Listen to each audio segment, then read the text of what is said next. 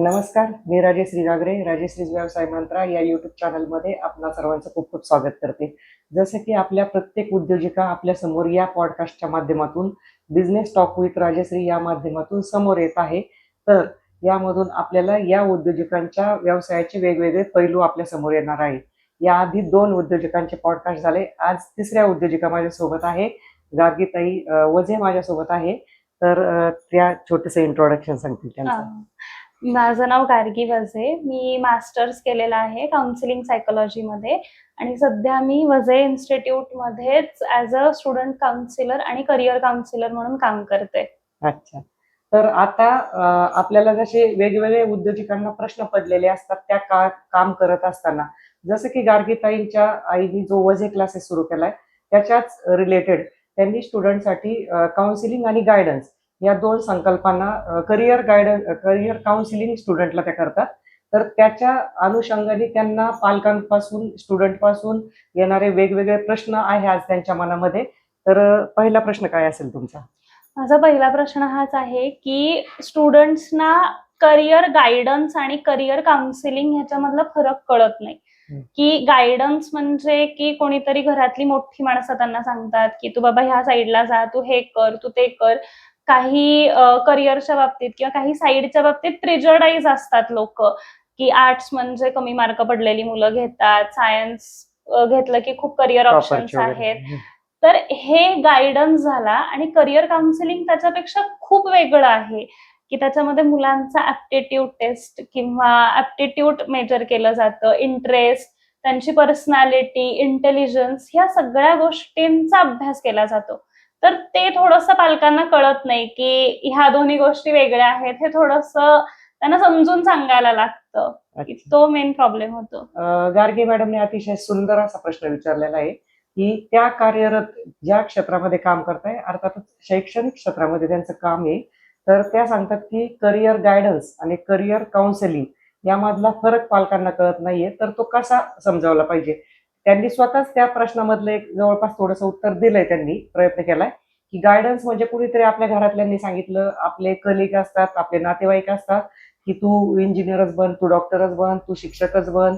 आणि काउन्सिलिंग म्हणजे त्यांच्या समोर जेव्हा विद्यार्थी बसला जातो, त्यांनी मगाशी जसं सांगितलं की ऍप्टिट्यूड टेस्ट असेल किंवा बाकीच्या त्याचे ओन इंटरेस्ट असतील, त्याचे मार्क असतील आणि त्याच्यानुसार स्टुडंट बरोबर मला वाटतं तुम्ही 5 मिनिटं बोलल्यानंतर तुम्हाला लक्षात येत असेल, बऱ्याचदा स्टुडंट पालकांच्या दबावामध्ये खरं बोलत नाही, तुमच्या समोर बसून खरं बोलतात आणि त्या स्टुडंटला वेगळं करायचं असतं. आपण 3 इडियट पिक्चर पाहिलेला आहे की त्याच्यामध्ये पण त्यांनी सांगितलं की मुलांना तुम्ही प्रेशरमध्ये त्या साईड घ्यायला सांगू नका. त्यांचा ओन इंटरेस्ट असेल, अगदी एखाद्याला चित्रकार बनू द्या, पण त्या मुलाला त्या प्रेशरमध्ये नकोय. आता थोडंफार चित्र बदललं की पूर्वी पालकांचा खूप प्रेशर असायचा की अमुक नातेवाईकाचा मुलगा इंजिनियर झाला मग तू झालाच पाहिजे, अमुक नातेवाईकाचा मुलगा डॉक्टर झालाय आणि त्या मुलांची अक्षरशः तिथं एक घुसमट व्हायची. तर ताईंनी जे क्षेत्र निवडलेलं आहे गार्गीताईंनी, अतिशय सुंदर आहे. काळाची गरज आहे. त्या विद्यार्थ्यांना तुमच्या काउन्सिलिंग मधून एक जगण्याची प्रेरणा, आधार मिळतो आणि भविष्यातलं जे आपल्याला सक्षम युवा नेतृत्व घडवायचंय तर त्याच्यावर ते काम करतात. तर मी पाहणाऱ्या सगळ्या प्रेक्षकांना विनंती करल की गार्गी मॅडमच्या माध्यमातून खरंच तुमच्या मुलांना जरी तुम्ही मनात साईड ठरवलेली असेल तर काउन्सिलिंगसाठी 5 ते 10 मिनिट समोर बसवा. त्यांना कळू द्या त्या मुलाचा ओन इंटरेस्ट काय आहे किंवा तो मुलगा कुठल्या क्षेत्रात चालेल. त्यांच्याकडे काही काही ट्रिक असतात.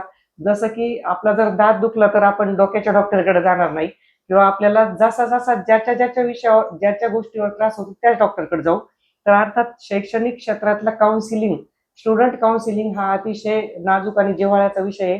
बऱ्याचदा रिझल्ट लागल्यानंतर, कमी मार्क आल्यानंतर मुलं आत्महत्या करतात. चुकीच्या साईडला गेल्यानंतर मुलं सुसाईड करतात, स्वतःला संपवतात.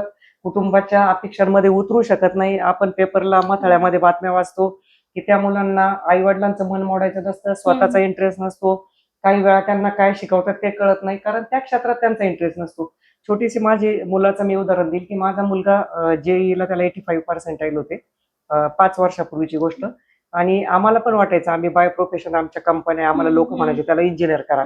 आम्ही पूर्ण तयारी इंजिनिअरिंगचीच केली. पण नंतर तो नाराज दिसायचा. मग आम्ही असंच तुमच्यासारखे काउन्सिलर म्हणावं लागेल किंवा एका कॉलेजचे डीन येते तर त्यांनी सांगितलं तुम्ही मॅडम 5 मिनिटं बाहेर बसा, आम्हाला त्याच्याशी बोलू द्या. तो बसल्यानंतर तो बोलला की मला इंजिनिअरिंग फक्त आई वडिलांच्या खुशीसाठी करायचंय. माझा ओन इंटरेस्ट, मला फुटबॉल आवडतं आणि मला स्पोर्टमध्ये करून शिक्षण करायचंय. मग आम्ही त्याच्या वेळेने गेलो, कारण की आम्ही दोघं सुशिक्षित होतो. आम्हाला मुलगा महत्वाचा होता. आम्हाला माहिती होतं हा उगाच डिप्रेशनमध्ये जायला नको आम्ही बळजबरी केली तर. तर सगळ्यांना माझी कळकळीची विनंती की हे जे क्षेत्र आहे, तर तुमच्या स्टुडंटला इथं काउन्सिलिंगसाठी ठेवा. तुम्ही गायडन्स आणि काउन्सिलिंगचा गोंधळ करू नका. एकत्र दोन्ही गोष्टी एकत्र नाहीये. गायडन्स करा, तो तुमचा हक्क आहे. पण काउन्सिलिंगसाठी नक्कीच गार्गे मॅडम समोर बस. तुमचा पुढचा प्रश्न काय राहील? माझा तिसरा प्रश्न असा आहे की कमी मार्क मुलांना पडल्यानंतर पालकांना मग आठवतं किंवा मग ते थोडेसे अस्वस्थ होतात. त्याच्यानंतर त्यांना लगेच रिझल्ट अपेक्षित असतो की मग ते कमी मार्क पडण्यामध्ये भरपूर कारण आहेत. फक्त अभ्यास न करणं एवढंच कारण होऊ शकत नसतं. नाही. विषय आवडत नाहीये, शिकवलेलं कळत नाहीये, बेसिक कच्चं आहे, अशा बऱ्याच गोष्टी असू शकतात. तर काउन्सिलिंगला जेव्हा सुरुवात केली जाते, तर ही थोडीशी आयुर्वेदिक ट्रीटमेंट सारखी गोष्ट आहे, की त्याचे काही सेशन्स तुमचा मुलगा किंवा मुलगी जशी आहे तसं ते सेशन डिझाइन केले जातात. तर ते प्रोसेसमध्ये बिलीव्ह करणं हे पालकांना थोडंसं कळलं पाहिजे, की त्यांना असं वाटतं ॲज फर्स्ट सेशन झालं, लगेच पुढच्या ह्याला आमच्या मुलांचे मार्क वाढले वाढले. पाहिजेत किंवा चेंज लगेच दिसला पाहिजे. तर तो तसा नाही होत. तर हे पालकांपर्यंत कसं पोहोचवता येईल? मॅडमचा तिसरा प्रश्न जो आहे की आम्ही ठीक आहे स्टुडंटला काउन्सिलिंग करतोय, पण पालकांना असं वाटतंय की आता आम्ही मॅडम समोर बसवला, आमच्या मुलाला काउन्सिलिंग झालं आणि त्याच्यामध्ये लगेच फरक होईल. तर त्यांनी सांगितलं की ही स्लो प्रोसेस असते. आयुर्वेदिक मेडिसिन प्रमाणे हळूहळू ते बदल दिसू लागतात.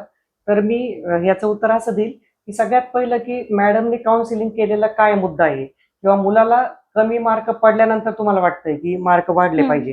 तर त्या कमी मार्क पडण्यामागं व मुलाकडे जे ऑब्झर्वेशन असतं आपलं, तर त्या ऑब्झर्वेशन मध्ये काही काही गोष्टी पालकांना पण फाइंड आउट होतात आणि काही तुम्ही सांगितलेल्या असतात. दोन्हींचं मिक्सचर झालं पाहिजे आणि थोडंसं त्या मुलाला एक सायकोलॉजी त्याची चेक करून त्याला इमोशनली तो कमी पडतोय का, का तुला काही भीती वाटते का एखाद्या बरोबर. विषयाची, किंवा त्याची तुलना दुसऱ्या मित्राशी होऊन त्याला काही टॉन्ट मारले जात आहे का, किंवा दुसरा मुलगा त्या विषयामध्ये चालतो मग मला येत नाही, त्याला काही डिप्रेशन नैराश्य येत आहे का.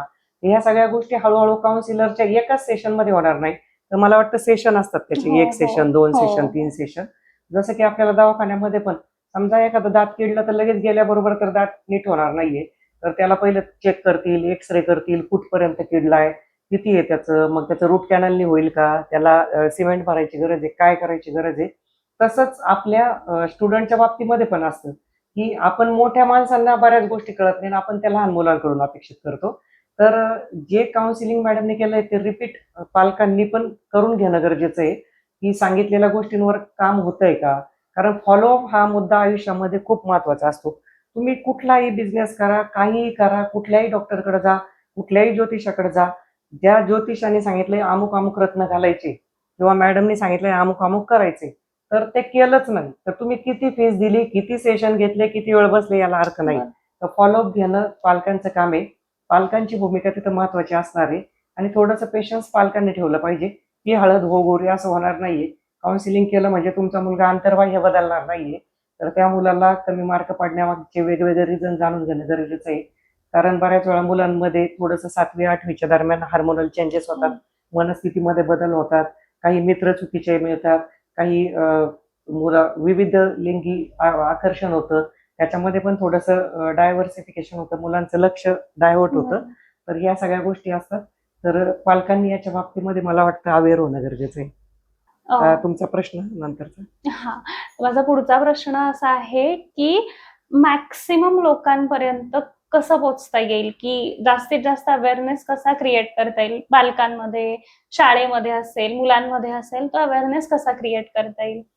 अतिशय आवडता प्रश्न आहे हा माझा.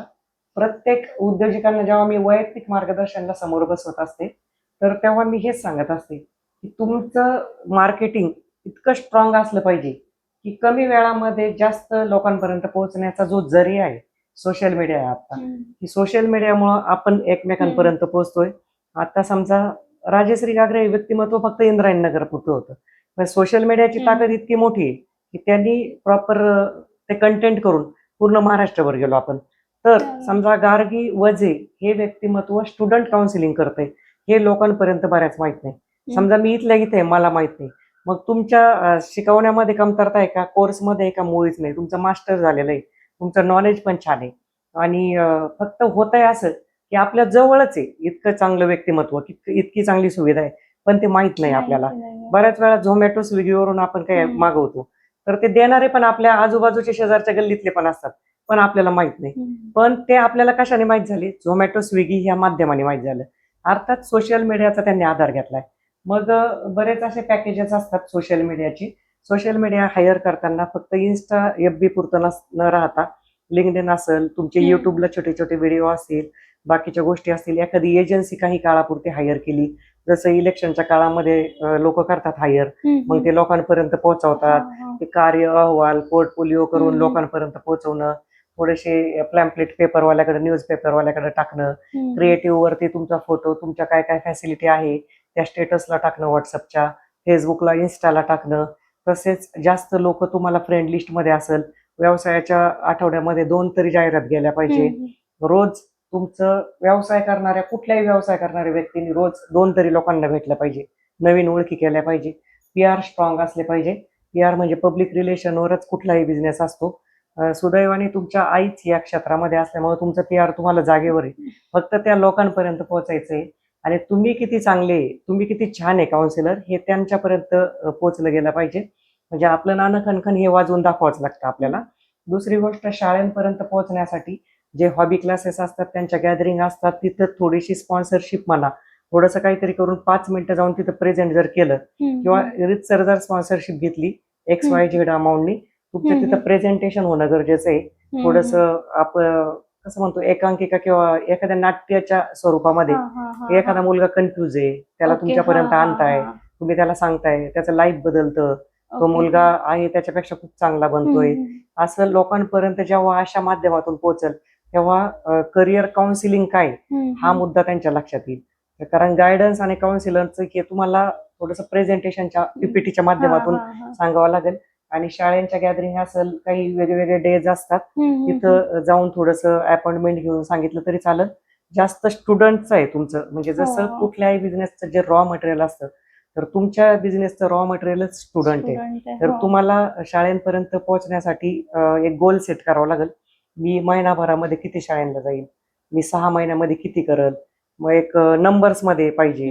महिन्यामध्ये माझे 2 काउन्सिलिंग होणार का, काउन्सिलिंग ह्या स्टुडंटला या स्कूल पासून होईल का, माझा टार्गेट एरिया कुठला असेल, PCMC मधला, इंद्रायणी नगर असेल, मोशी असेल, नेहरू नगर असेल, टार्गेट एरिया तुम्हाला ठरवावा लागेल. त्या एरियामधल्या स्कूल, त्या एरियामधले खासगी क्लासेस, त्या एरियामधले लीडर, त्या एरियामधले स्टुडंटसाठी काम करणाऱ्या काही संस्था असतील, तर नक्कीच तुम्हाला मिळेल. आणि एकदम छान आहे हा व्यवसाय, अतिशय नाविन्यपूर्ण आहे. मी नेहमी सांगते की तुम्ही व्यवसाय असा करा की तिथं लोक तुम्हाला विचारत आले पाहिजे. रिपिटिव्ह व्यवसाय करू नका आणि तेच करू नका, अपडेशन करा. अपडेशन मधला व्यवसाय तुम्ही घेतलेला आहे मॅडम.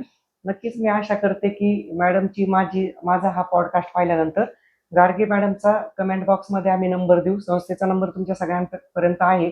ज्यांना कोणाला वाटतंय की आमच्या मुलांना काउन्सिलिंग करून घ्यायचंय, किंवा माझ्या आजूबाजूला चांगला मुलगा अभ्यास करत होता पण अभ्यासात कमी झालाय, का झालाय, त्याचं रूट कॉज काय, त्याला काउन्सिलिंगची गरज आहे, किंवा मुलगा आहे त्याच्यापेक्षा आम्हाला टॉपला न्यायचा आहे, त्याला काउन्सिलिंगची गरज आहे. तर वेगवेगळे कारण असतात. कधी कधी आई वडिलांच्या भांडणामुळे पण मुलांवर परिणाम होतो, आई वडील विभक्त राहिल्याने पण मुलांवर परिणाम होतो, मग तो अभ्यासावर परिणाम होतो. या सगळ्या गोष्टी रूट कॉज पर्यंत जाण्याचं काम मॅडम करतील. तर सगळ्यांना, मी पाहणाऱ्या प्रेक्षकांना विनंती करते की नक्कीच मॅडमच्या सेशनसाठी स्टुडंट पाठवा, एकदा अनुभव घ्या आणि चांगलं करिअर, चांगली युवा पिढी आपण घडवू पुढची. कारण आपल्या राष्ट्राची खरी संपत्ती जर काय असेल तर सशक्त युवा पिढी आहे आणि मॅडम सशक्त युवा पिढी घडवण्यासाठी मदत करत आहे. तर सगळ्यांनी गार्गे मॅडमला मदत करून, भेट घेऊन काउन्सिलिंग स्टुडंटला घेण्याचा प्रयत्न करा. आणि आतापर्यंत ज्यांनी चॅनलला लाईक, सबस्क्राईब केलं नसेल तर करा. अशाच प्रकारचे नवनवीन व्हिडिओ आपल्यापर्यंत येतील. अजून काही तुमचे डाऊट असेल तर संस्थेचा नंबर परत मी एकदा रिपीट करते, 95 11 89 36 59. धन्यवाद.